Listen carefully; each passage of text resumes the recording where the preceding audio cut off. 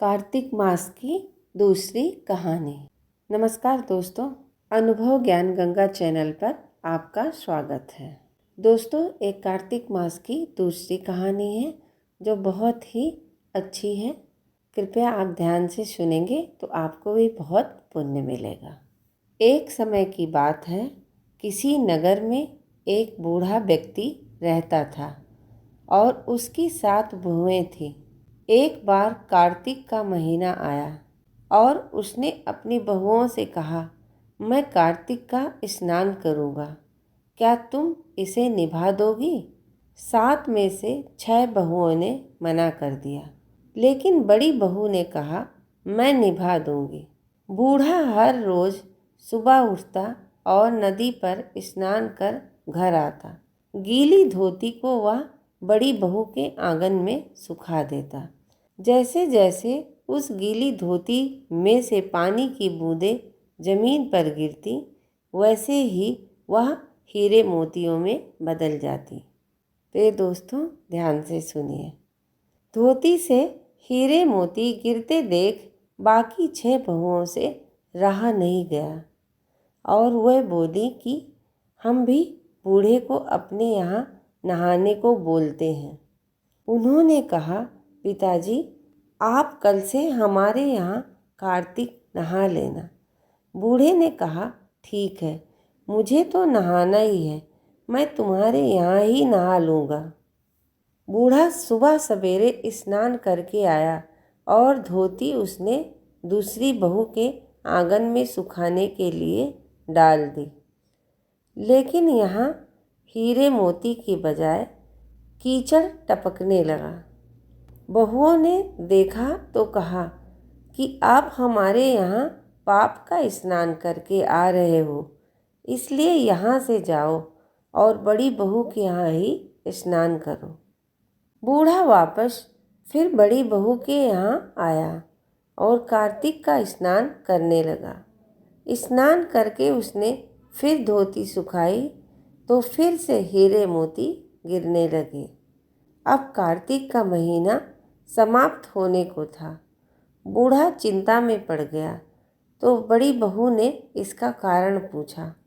उसने कहा कि कार्तिक स्नान समाप्त होने को है और मेरा मन है कि मैं सारे परिवार को एक साथ एक दिन खाने पर न्योता दूं।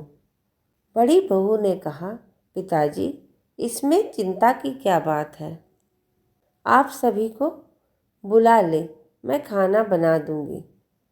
बूढ़ा सभी को निमंत्रण देने गया तो बाकी बहुओं ने कहा कि जब तक यह घर में रहेगी हम खाने पर नहीं आएंगे। बूढ़ा फिर से चिंता में घिर गया।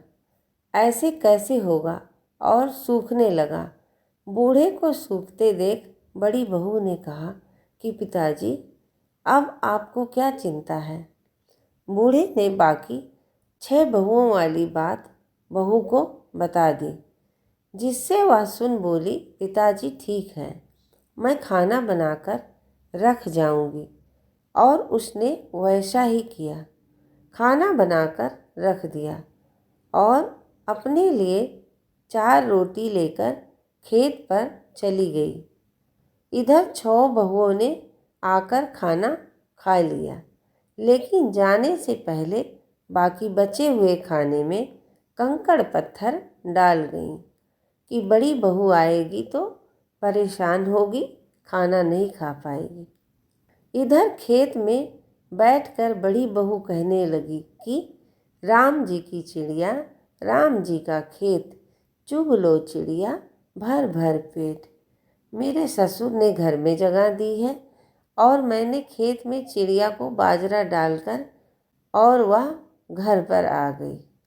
घर आई तो बूढ़ा फिर उदास बैठा था। उसने पूछा कि पिताजी, यह उदासी क्यों? सब ठीक ठाक निपट गया ना?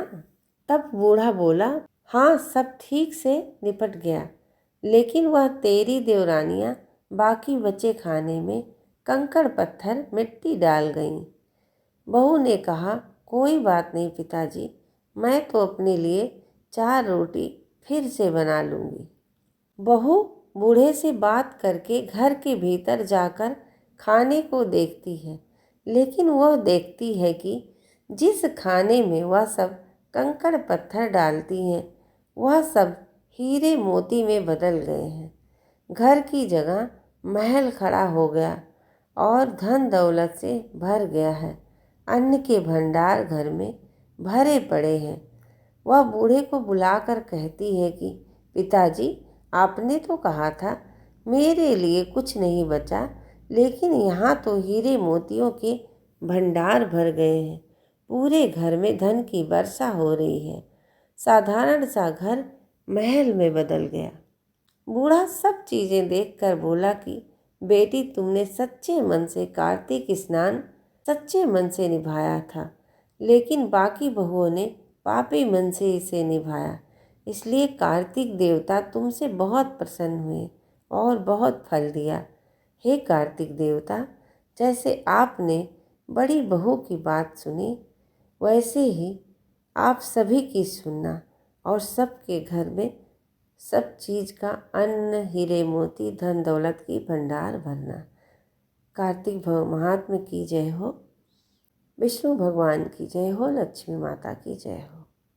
दोस्तों, कहानी कैसी लगी आप कमेंट ज़रूर करें और ऐसी कहानी पाने के लिए चैनल को सब्सक्राइब भी ज़रूर कर लें। बेल आइकन को भी प्रेस करें, जिससे आपको नई नई अच्छी जानकारी वाली वीडियो आपको सुनने को मिले। वीडियो पसंद आए तो लाइक शेयर ज़रूर करें। थैंक यू सो मच, धन्यवाद। और कमेंट में जय माँ लक्ष्मी ज़रूर लिखें।